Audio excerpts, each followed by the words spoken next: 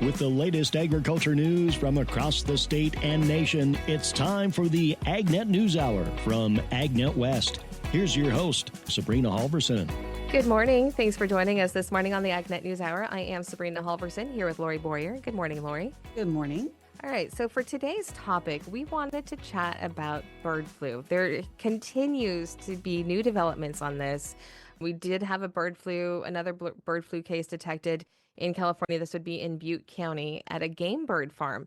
This was interesting. I thought they provide birds for hunting groups or hunting clubs, and bird flu has been found there. So, another interesting development, and people around the nation are having more questions about bird flu, which I find interesting. You and I are in a group chat that we've been in for 10 years actually together.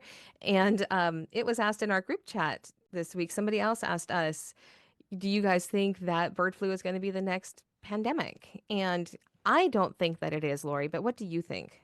Yeah, I'm not sure I would call it a pandemic per se. Yeah. And actually, I might cite a little bit of information from a CNN article, which the headline reads, "Is the bird flu the next pandemic?"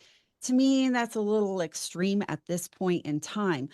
What it does concern me just a little bit is that this virus, and I actually interviewed a veterinarian who works a lot with zoonotic diseases and epidemiology. So he crosses over into the human space as well when it comes to diseases such as this. And although this is fairly new, it's a new strain. He said there's multiple strains of bird flu that have been around for a number of years.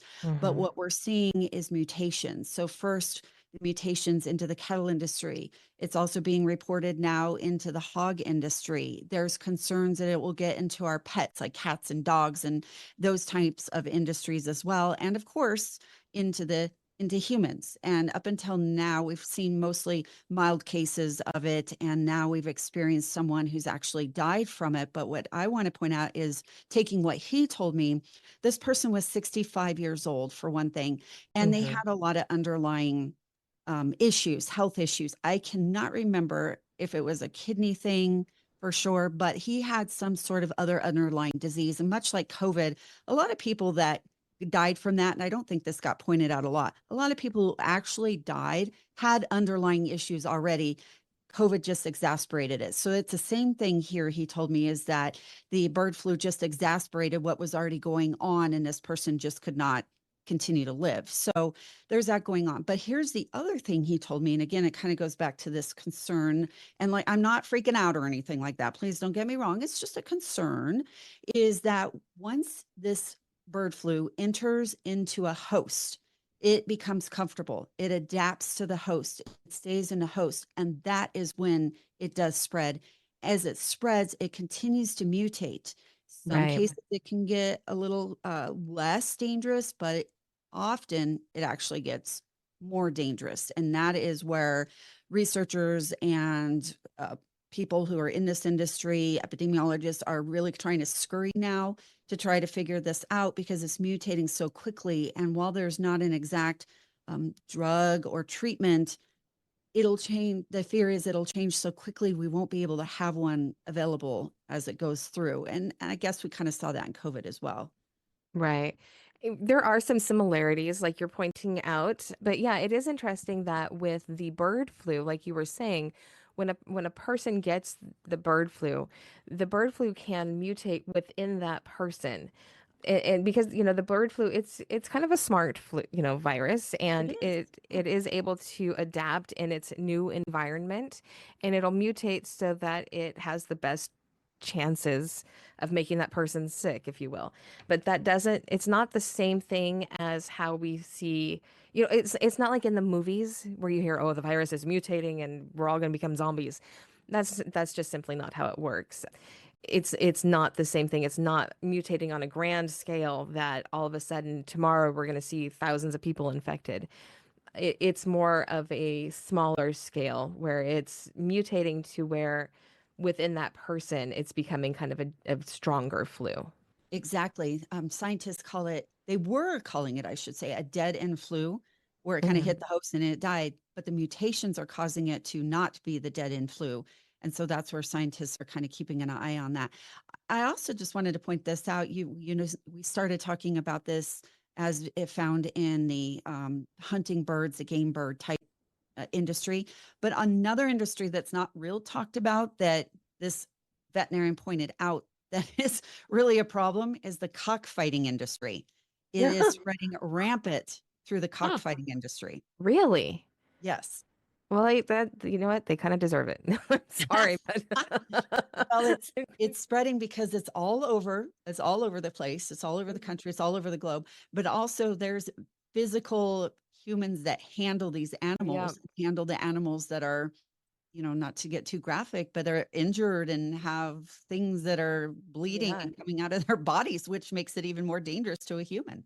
yeah. And I imagine that the birds are pretty violent and unhappy as well. So I wonder if they're also probably biting their handlers or I Oh mean, I would yeah. think it's probably pretty easy to get injured when you're handling what are these birds? Cockfighting birds. I don't know what you would call them. Yeah, I don't know what you call them either. But he But pointed that out. that's And then after he pointed that out, as a matter of fact, you know how these kind of freaky things come up. Things started popping up in my news feeds about cockfighting birds and bird flu becoming a bigger issue than we realized because it is running rampant through that. And apparently there's a lot of cockfighting. yeah, yeah. And now, obviously, since you did that interview, Big Brother knows that you are researching cockfighting, and so it's going to come up in all of your stuff. So Yep, watch out for that. it's happening. All right, with that, we do need to take a quick break. We will continue talking about some of the serious parts of the bird flu and some of the not so serious parts as well, I guess. This is the AgNet News Hour. I'm Sabrina Halvorson. She's Lorrie Boyer. We'll be right back. Welcome back to the AgNet News Hour. Here's Sabrina Halvorson. We are talking about the bird flu this morning. And, before we went to the break, you were talking about a really interesting development, and that is bird flu just spreading through cockfighting rings. And it really makes sense. But here's what this brings to mind for me is that how dangerous that is, because obviously people who are involved in cockfighting are not really law-abiding citizens anyway, and not really concerned about, animal safety and animal health. So that would bring to mind for me broader chances for this to spread. I totally agree. And that's one of the reasons I brought it up because, to your point, exactly, these aren't folks that are probably, unless they end up at the hospital or the doctor's office, there's no tracking going on. This is kind of an underlying thing that is going on under the radar and could spread things quicker than anyone realizes because it is going on under the radar. Yeah. Yeah. And when you think about that, they're not going to go to the hospital and say, oh, I think, I was infected with something at my cockfighting event. Right. Um, you know, no, they're going to be sick and they're going to spread it to whoever they're around, their families and, whoever else. So, I mean, how do you even prevent or how do you protect yourself? You and me, I wouldn't know. I mean, I don't know. Would I know if my neighbors were involved in cockfighting? I don't know. But how do Yeah. I protect myself from that? Just not hang around with strange fellows or Yeah, that's a good point. I mean, there are recommendations out there for safety when it comes to handling animals in general, safety precautions directly tied to bird flu when handling animals in general. But do you really think they're following that? Do you think they're wearing personal protective gear and gloves in the cockfighting situation? I don't think so. Right, I don't think so either. And then that brings to mind, okay, if you are involved in maybe I don't know, do we need to go undercover and research cockfighting? I'm going to say no. I don't Yeah. want to be involved in that.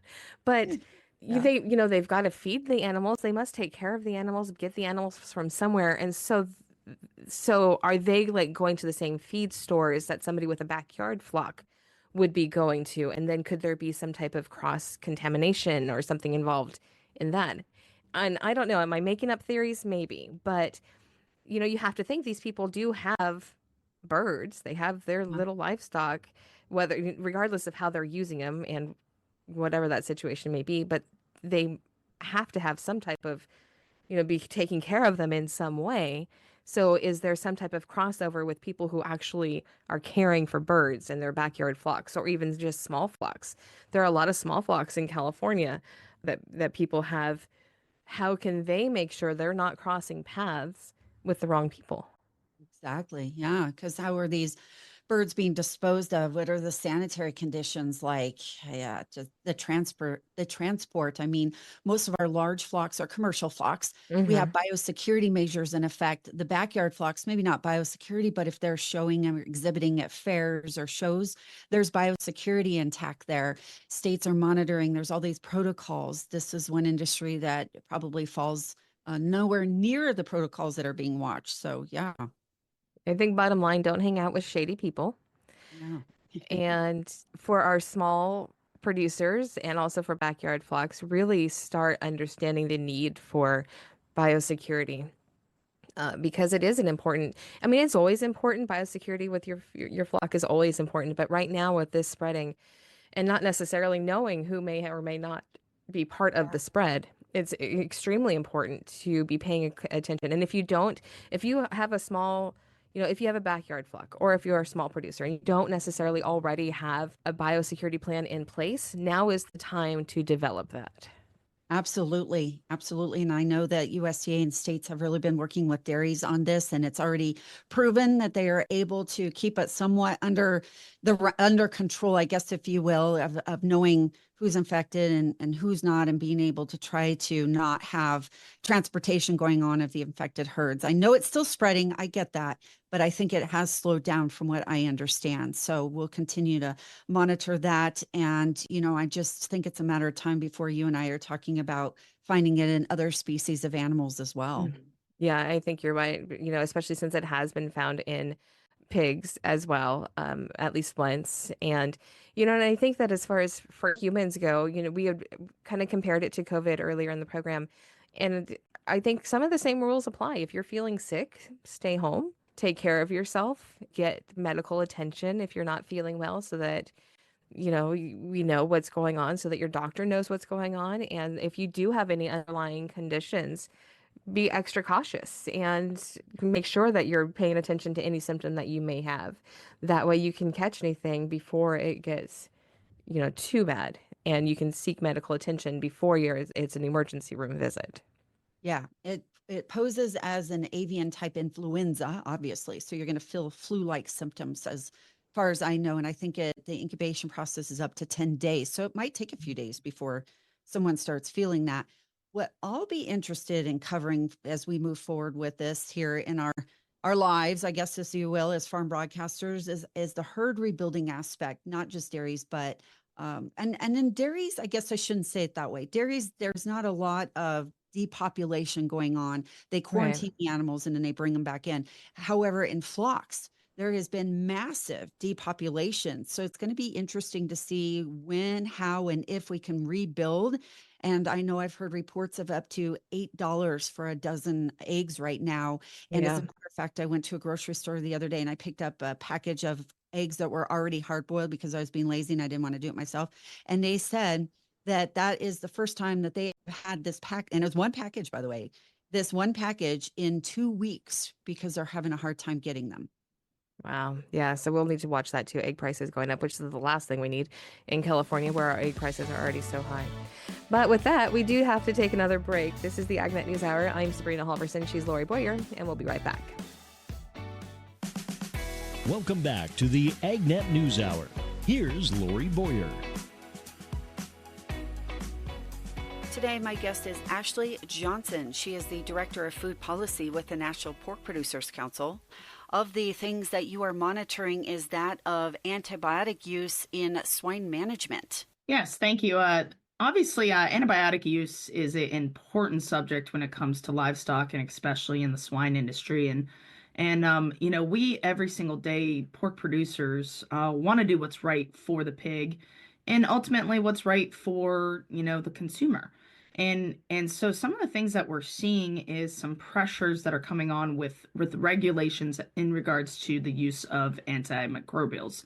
And these are tools that are incredibly important to maintain the health and welfare of our animals. Certainly it's not the first thing that producers reach for. They're much more, used obviously if everything else that we've done has not worked, and we need to treat our animals to make sure that they stay healthy and are able to, become essentially a great protein product for us on the table. And so what we're seeing actually is a lot of regulation, especially when it comes to the international space. So this past year, we actually saw some things happen when it came to the UN General Assembly. And what happened was throughout the year, there was quite a bit of meetings at the UN that were on antimicrobial use, in which they actually wanted to see support from all of the United Nations members to make essentially these declarations on antimicrobial use. In the beginning, it was actually pretty disappointing because the original intention was to reduce antimicrobial use across the board by 30%. And this was a arbitrary number. And it also was a number that's not, based on science. It's not based in anything that, any type of situation. It just was no matter what, you had to make that reduction. And, as a veterinarian, I take that very seriously because it actually takes the decision making out of the hands of the veterinarian, out of the hands of the producer that they work with, that knows their pigs, knows their herd health. And so we worked very closely, to make sure that that there was education on what's actually already being done in the industry. All antimicrobials are going to be used judiciously and are always used under the supervision of a veterinarian. And that's pretty critical in our industry, is to make sure the veterinarian is able to work with the producer to create a herd health plan that is tailored to that farm. Every farm is different. Every disease pressure is different. We have farms that are located across the country and geographic changes. And so I think that that's really critical to take that into account and to allow that freedom for the veterinarian to work with their producer and say, okay, this is what's best for the animal. This is what's best for the farm. And if this 30% reduction in use were to have gone through, that would have been devastating, and it actually would have compromised animal health and welfare. And we were actually very successful in that education process and being able to remove that language out of the UN declaration for antimicrobials. And so that was a big win in, not only the pork industry, but livestock in general, because this was for all livestock species. And we saw that this was so incredibly important for us to pay attention to, because we certainly do not want to risk our animals' health and welfare. And we want to make sure that also what is being fed to the consumer is safe. And we need to make sure that that protein is safe. And so that's where we were pretty happy with the final declaration of not having that 30% reduction. But obviously the fight continues on, right? There's always going to be pressures internationally and obviously domestically of what are we doing on farm when it comes to antimicrobial use. And so I think that there's a great ability for us to actually to educate and tell a story that I'll tell you right now, more pigs see a doctor than I do, right? I try to tell that to people. I say they have sometimes better medical care than what I lend myself to, and which is great. It's great for us as veterinarians to tell that story, for producers to show, there is such strict regulation and documentation, and they certainly don't want to use an antimicrobial for a couple of reasons. If it's not necessary, because A, it costs money. B, we certainly want to protect the use of those antimicrobials, right? That is where this whole conversation comes around to is antimicrobial resistance. And we want to make sure that the tools that we have right now in our toolbox can be used not only today, but for future generations. And so that's where we talk about this whole judicious use and being able to, every single person be able to make the decisions that are right for the animal and right for, what we are doing, in a One Health aspect of antimicrobial use. My guest in this segment here today is Ashley Johnson. She is the Director of Food Policy with the National Pork Producers Council, and we will continue with our conversation as we turn and talk about the proposed national dietary guidelines right after this. I'm Lorrie Boyer for AgNet West, and I pick up on this conversation here today with Ashley Johnson, the National Pork Producers Council Director of Food Policy. Let's now turn and talk about the proposed national dietary guidelines. What your thoughts and feelings are on this and what this means for the pork industry, Ashley? Yes, dietary guidelines for Americans, which has probably you've maybe read quite a bit recently on this, and as a little bit of background of what these are, the dietary guidelines for Americans are written by USDA and HHS, right? And these two agencies write these guidelines and update them every 5 years. And these are incredibly important because what they do is they inform all of our federal feeding programs. So if you take a look at SNAP, WIC, all of these programs that feed so many Americans, these programs have to follow these dietary guidelines. So that means how much, whatever you are eating and drinking, those are the recommendations. And so that's what's going to make those decisions for those programs. But even you might say, well, maybe I'm not a SNAP recipient. Well, guess what? Every single place that, if you have a doctor, a dietitian, everybody will take a look at these dietary guidelines and use these as recommendations. So if you go to a dietitian, they're going to say, okay, well, this is what the most up-to-date science says, and that is what my recommendation should be. What has been very disappointing this past round with the dietary guidelines for Americans is that every 5 years, the way that they are able to review the most up-to-date science is they have what's called an advisory committee. These are supposed to be the top nutrition scientists in the country will come together and discuss and look at the most recent scientific data. And then they take those recommendations and hand them over to USDA and HHS to write the dietary guidelines for Americans.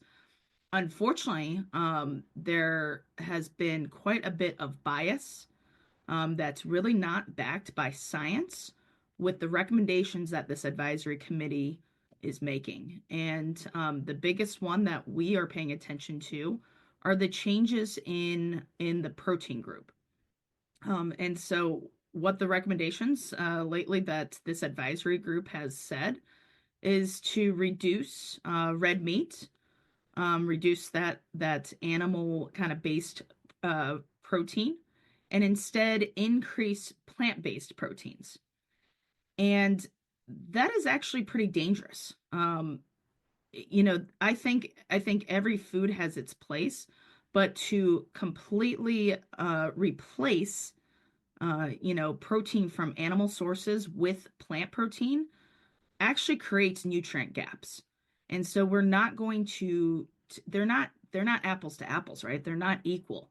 And so that leads to dangerous situations where not only are you not going to have protein equivalents with these products, but you're going to miss out on a lot of nutrients that are absolutely critical and that you get from animal source proteins. So your amino acids, a lot of your vitamins and minerals that are critical, especially for those that are growing. And so we already, we are a very fortunate country where we have great food sources. And I think there's a misconception that, we are actually eating too much protein. Well, the data actually shows that there's a lot of groups that aren't meeting those protein requirements. And a lot of those are growing adolescents, so our toddler groups, those youths, are adolescent females. They are not meeting their protein and nutrient requirements. Are pregnant and lactating women, and especially our elder. These groups are already today at a deficiency when it comes to these nutrients. And then this advisory committee wants to then actually create a bigger gap. And that is to me very, very scary.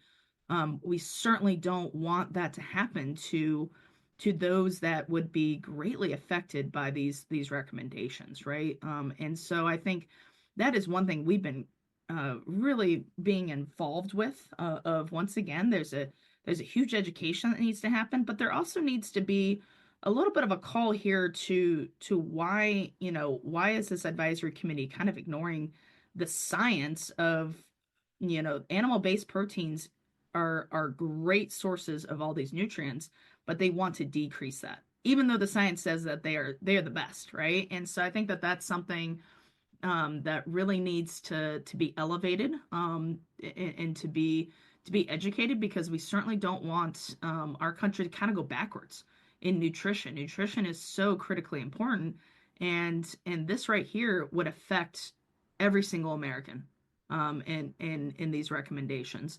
And so I think that's something that we need to make sure that everybody knows about, everybody's paying attention to, because they could have some drastic changes if they decide to write the guidelines based off of these recommendations from the advisory committee. And you are not the only livestock group that is concerned. It's something very concerning when all of the livestock groups band together, right? It has nothing to do with one or the other. It's everybody, and we all realize the importance that our products give nutrition to people. And so when you're saying to completely get rid of, to reduce them, get rid of them, it's a little bit scary. So we certainly want to make sure we can still, feed our people and feed our communities and families. A big thank you to my guest for joining me here today, Ashley Johnson, National Pork Producers Council Director of Food Policy. I'm Lorrie Boyer for AgNet West, and stay tuned. Sabrina Halvorson joins us next. Welcome back to the AgNet News Hour. Here's Sabrina Halvorson. Joining us for this segment is Dr. Eric Tedford, who is the R&D manager for Summit Agro USA, and we're talking about an exciting new product. All right, so you have a product that was just approved by the California Department of Pesticide Regulation. I have to tell you, I'm not sure how to pronounce this product name. So would you go ahead and tell us the name and tell us a little bit about it? Yeah, the product is Regev, and some people want to pronounce it other ways, but it's Regev, and it's really an excellent and exciting product for California growers because it's actually the first hybrid fungicide. And what do I mean by a hybrid fungicide? It's the combination of a biological tea tree oil with a synthetic chemistry triazole difenoconazole. And it's really the first combination of biological and a synthetic. And this brings with it a lot of great benefits to California agriculture. And one in particular is that tea tree oil, which comes from the tea tree plant, which is native to Australia. And the plant is Metaleuca alternifolia. But it's a plant that produces chemistries that actually do not have residues. And so that's important because if we think of MRLs and international trade, you have to have an established MRL in order to send things to countries that send your commodities to countries that have MRL issues, or not issues, but they have tolerances. And so there are no tolerances for tea tree oil. Tea tree oil contains 8 constituent terpene hydrocarbons. And so the benefit of that is you can consider this as really 8 different active ingredients in combination with the difenoconazole. So that makes 9. And the benefit there is that active ingredients often act in different ways, as you would expect. And many fungicides several years ago would be just one active ingredient, maybe a triazole, maybe a strobilurin, maybe a carboxamide or SDHI. And many companies have been putting together mixtures, 2- and 3-way mixtures, and they do that for a good reason because it increases your probability, your likelihood of controlling diseases. It increases the spectrum of activity, and it also improves efficacy because you have different ways of killing fungi and bacteria. So if you think of this with 9 different active ingredients, it's really a powerful way to control diseases. And I'm going to add to that by saying that one of the key benefits is it controls both bacterial and fungal diseases. And that's not because of difenoconazole, that's because of tea tree oil. So some of the terpene hydrocarbons that are in that mix of 8 actually have activity against bacteria. And that's really important because there are very few fungicides on the market that have any activity against bacteria. Bacteria and fungi are very different beasts. And so the benefit there is you actually have a combination of controlling both your bacterial diseases and your fungal diseases in one application. And that's really a benefit. There are a lot of key things about this new product here, but my first question is, what crops would our growers be using this for? Yeah, so the benefit of Regev is broadly labeled. So it has activity against, and probably the most important ones in California would be almonds and grapes. It has excellent activity against Alternaria, anthracnose, shot hole, bacterial canker, and bacterial blight on almonds. It's a really excellent powdery mildew product on grapes, but it also controls anthracnose and angular leaf spot, bacterial canker, botrytis, and downy mildew on grapes. It has activity on the fruiting veg, so your tomatoes and peppers, cucurbic veg, your bulb veg, your garlic, onions, and leeks, legume veg, so your beans and lentils, brassica veg, and also rice, and your rooting and tuber, so your potatoes and sugar beets. And I'm not going to list all the diseases. There's a broad spectrum of diseases for those crops. I think a key benefit that it also has is it has control against white mold, which a lot of fungicides do not control. And it's just a really good product for California agriculture because you grow all those crops and it's really, it goes across the board. So you can have product, and if you don't use it all up, you can use it on other crops for different diseases. So it's interesting to me that it works on so many different crops and it works for so many different diseases. Is that partly because of the tea tree extract? Yeah, exactly. So, a key whenever you're making a mixture product, you can have a mixture of A and B, and say A controls one disease and B controls 20 diseases. Is it a mixture? The answer to that is yes. Is it a good mixture? The answer to that is no, because A is only doing a little bit and B is doing all the heavy lifting. But as you just mentioned in the question, it's exactly that. You've got a mixture of A and B, so tea tree oil and difenoconazole, and both active ingredient, and I'm calling A to a 1 here, but so all 9 of those active ingredients are working in combination to control diseases.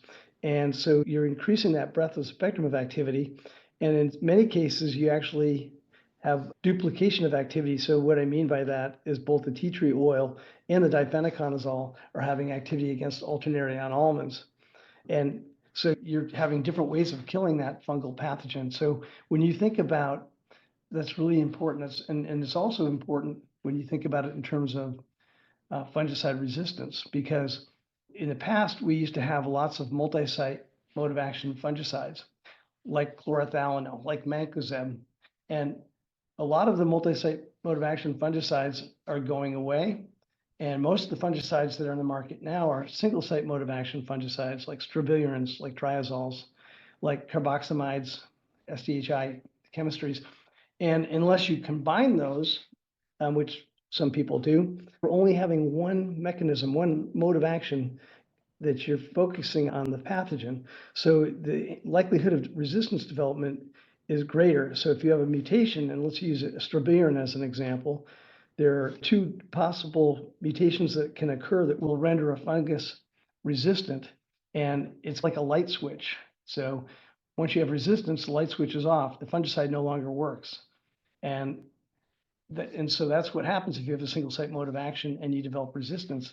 And if you think about it, if you're imposing that selection pressure, that's more likely to happen than if you had either a multi-site fungicide or Regab, which I just mentioned, is a combination of 9 different active ingredients. So it's essentially like a multi-site mode of action product.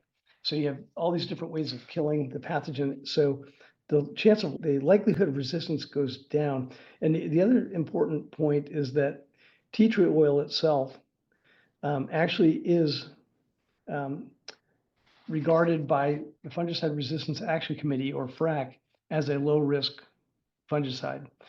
And that's important because there are some fungicides that are very high risk, and there's some that are medium, but this is a low risk fungicide for resistance.